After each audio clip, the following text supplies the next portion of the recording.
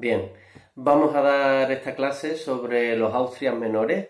Es una clase de historia para ir cerrando el temario de segundo de ESO, en la que vamos a abordar las cuestiones fundamentales que se refieren a el reinado de los tres Austrias menores, los tres reyes de la Casa de Habsburgo, de la Casa de Austria, que reinaron en España y que dirigieron el Imperio Español durante el siglo XVII. Felipe III, Felipe IV y Carlos II, que fue el último Austria, el último rey español de la Casa de Habsburgo.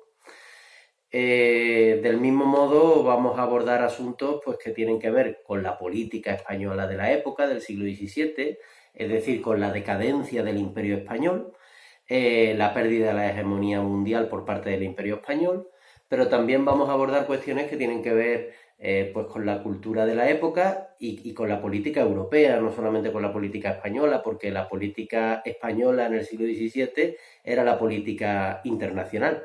España se desarrollaba políticamente a lo largo y ancho de todo el mundo.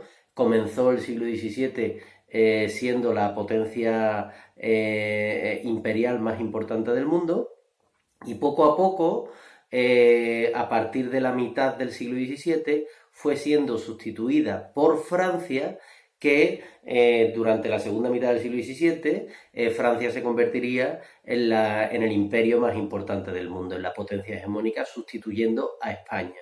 Por lo tanto, España tuvo un momento de auge de su imperio durante el siglo XVI y la primera mitad del XVII, y vamos a ver ahora en esta clase sobre la España del siglo XVII cómo con los llamados Austrias menores, los reyes del imperio, los reyes de la España del siglo XVII que dirigieron el imperio español durante el siglo XVII, vamos a ver ahora cómo con estos reyes, debido a una serie de problemas económicos, sociales, políticos heredados de épocas pasadas, el imperio español entra en decadencia, sobre todo a mediados del siglo XVII, y va siendo sustituido por el imperio francés como nueva potencia hegemónica a nivel mundial.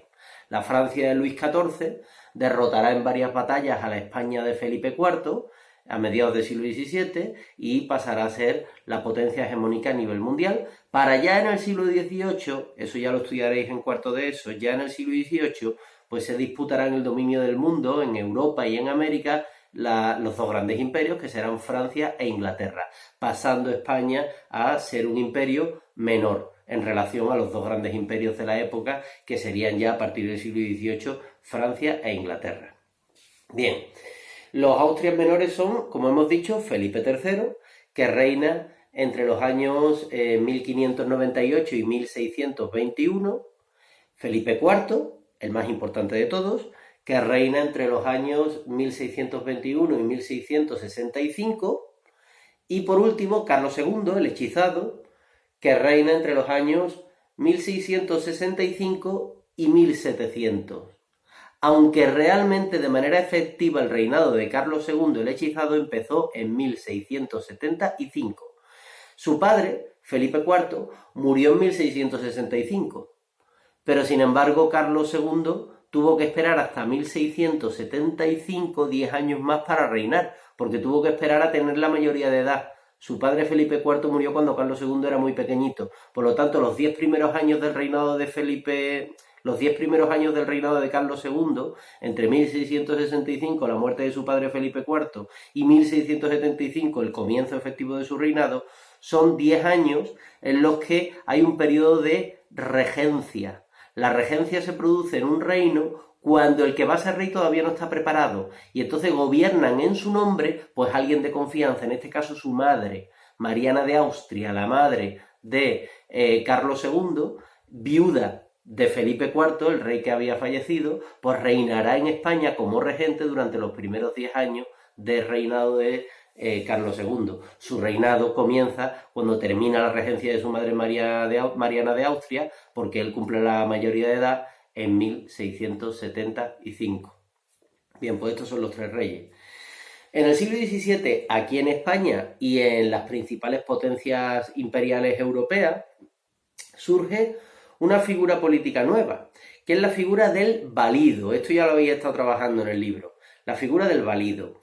Los válidos eran lo más parecido a los actuales presidentes del gobierno. Lo que ocurre es que, claro, el sistema político de aquella época, en la Edad Moderna, en el siglo XVII, el sistema político no era una democracia, no tenía nada que ver con nuestras democracias. El sistema político de la época era una monarquía absoluta. Es decir, los distintos imperios europeos en el siglo XVII tenían sistemas políticos para organizar la convivencia entre los miembros de un mismo país, de tal manera que todo el poder lo tenía el rey. Eran monarquías absolutas, es decir, el monarca, el rey, tenía en sus manos el poder absoluto.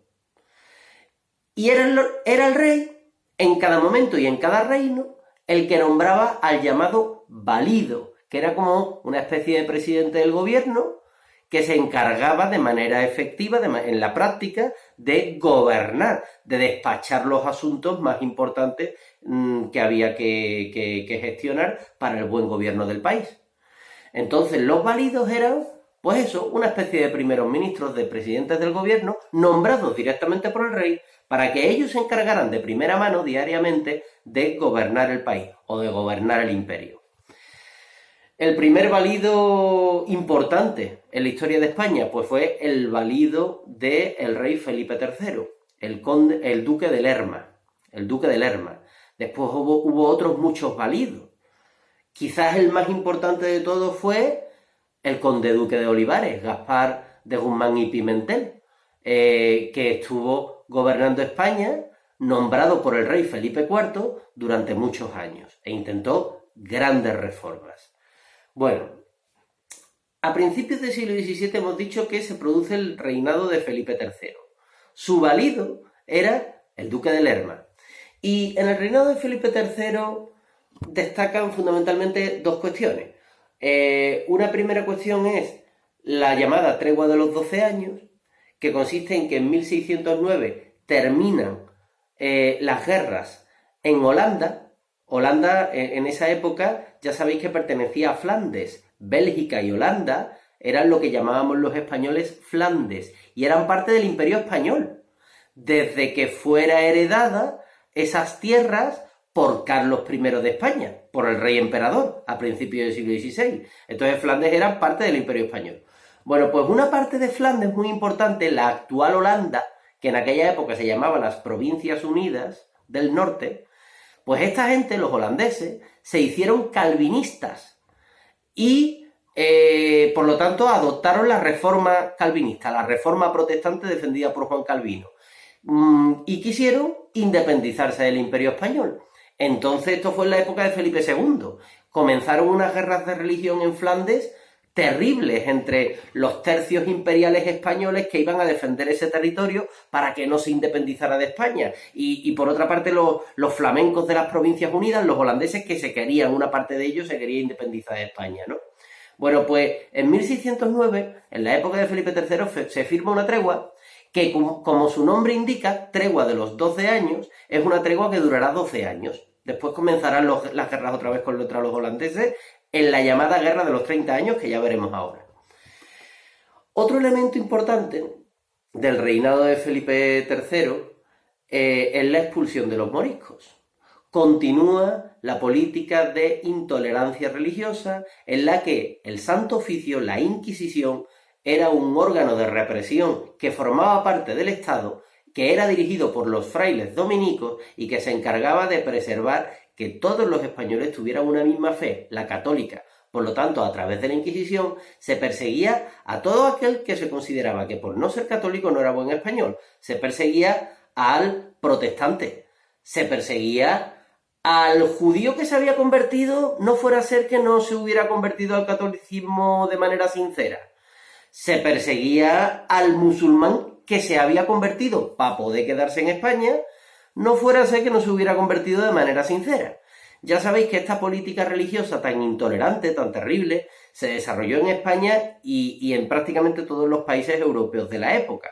Los protestantes también tuvieron su inquisición contra los católicos y los católicos en distintos puntos de Europa tuvieron la suya contra los protestantes y contra el que se considerara que no era un buen católico, porque ya sabéis que en la época lo que unía a la población de los distintos países de Europa era el hecho de estar cohesionados, estar unidos en una misma fe, en una misma religión, tener una misma religión.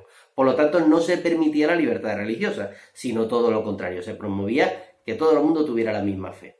Bueno, pues en este clima de intolerancia religiosa, un clima de intolerancia religiosa que es curioso, los franceses lo fueron superando desde finales del siglo XVI con el llamado Edicto de Nantes.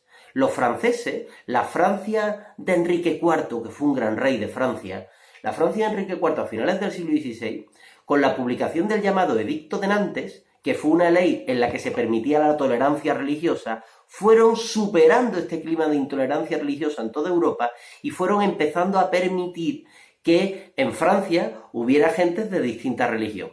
Después, por ejemplo, en la segunda mitad del siglo XVII, con Luis XIV de Francia, vuelve la intolerancia religiosa, acaban con el Edicto de Nantes. Pero en Francia es el primer país, innovador en muchísimas cosas, ya desde la Edad Moderna, Francia es el primer país en el que se empieza a experimentar momentos de tolerancia religiosa promovidos por el mismísimo rey.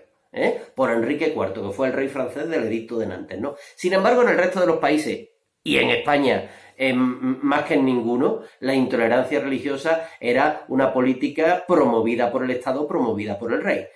En este clima de intolerancia religiosa, Felipe III, el rey Felipe III, muy presionado por sectores católicos, contrarios a los moriscos, muy presionado por señores feudales, por nobles de la zona levantina de Valencia, donde vivían muchos moriscos, acaba decidiendo la expulsión de los moriscos. En 1609 se expulsa a los moriscos. ¿Quiénes eran los moriscos? Recordad que los moriscos eran musulmanes que se habían convertido al catolicismo para no tenerse que ir de España. Bueno, pues a principios del siglo XVII directamente se les expulsa a los pobres moriscos. Y se les expulsa porque se considera que, lo que hemos dicho antes, es decir, que aunque se habían convertido al catolicismo, pues había muchas sospechas, no se fiaban de ellos, consideraban que probablemente pues no fueran auténticos españoles, que lo mismo en las guerras contra los turcos, contra el turco, que venía, el imperio turco venía del Mediterráneo oriental, y entonces pensaban ellos, no vaya a ser que los moriscos españoles que viven en la zona del Levante, en la costa mediterránea, se vuelvan a convertirse al Islam, se hagan otra vez musulmanes y se alíen con los turcos y nos monten aquí un levantamiento pro-musulmán. No, pues mejor que se vayan. Y por otra parte, los nobles de Valencia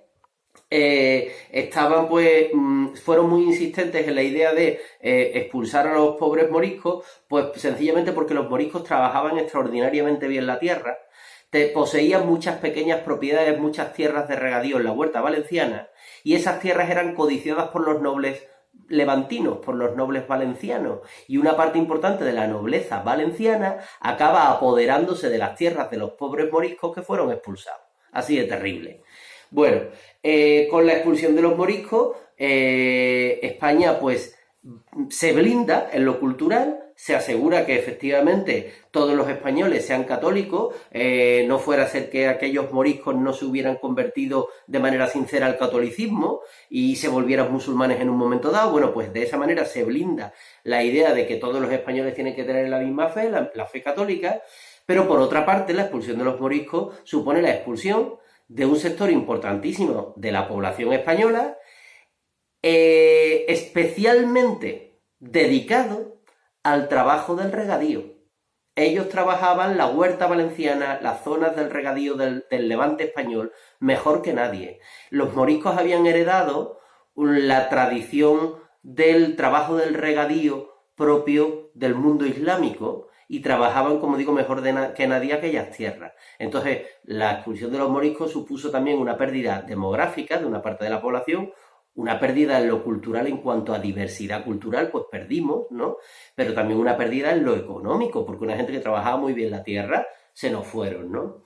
Bueno, esto generó grandes debates y el propio Miguel de Cervantes, como habéis visto, el propio Miguel de Cervantes, cuando en el año 1615, 6 años después de la expulsión de los moriscos, decide publicar la segunda parte del Quijote, incluye a un morisco, a un personaje que es morisco, el morisco Ricote, en la segunda parte del Quijote, que es del pueblo de Sancho Panza, que se encuentra con Sancho Panza y el pobre le cuenta a Sancho en ese pasaje maravilloso que ha estado viajando por distintos lugares de Europa, que en Alemania son más tolerantes. Es verdad que en Alemania, con los problemas que tenían con tanta diversidad religiosa, con los protestantes, eso les enseñó a los alemanes a ser más tolerantes con gentes de distintas religiones.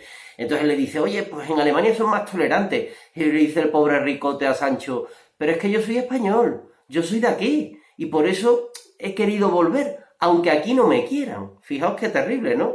Entonces, eso es lo que le hace decir a Ricote Cervantes cuando incluye a este personaje morisco en el Quijote, ¿no? Que se encuentra con Sancho de vuelta a su hogar, aunque aquí no lo quieran, ¿no? Pero él qué va a hacer si es español, ¿no? Si su familia desde hace siglos no entiende la vida sin vivir pues precisamente en esta tierra, ¿no? Bueno, la expulsión de los moriscos. La tregua de los 12 años termina en 1621. En ese año muere el rey Felipe III y comienza el reinado de Felipe IV. Bueno, ese es el reinado por excelencia del momento de la decadencia española y el reinado por excelencia del siglo de oro español en la cultura, porque el siglo XVII es el siglo de nuestra decadencia, de la decadencia del Imperio Español en lo político y en lo económico, los desastres económicos, la bancarrota, las deudas que tenía el Imperio, pero el siglo XVII es el siglo de oro de nuestras artes y nuestras letras, con grandísimos escritores que escribieron en el siglo XVII y que son los grandes, son parte de lo mejor de la literatura no ya española, sino lo mejor de la literatura universal. Escritores españoles de aquella época, del siglo XVII. Me estoy refiriendo a Francisco de Quevedo, al cordobés Luis de Góngora, a Miguel de Cervantes, que publica el Quijote pues justo antes de morir, ¿no? Ya con un pie en el estribo, poco después de la publicación de la segunda parte del Quijote muere.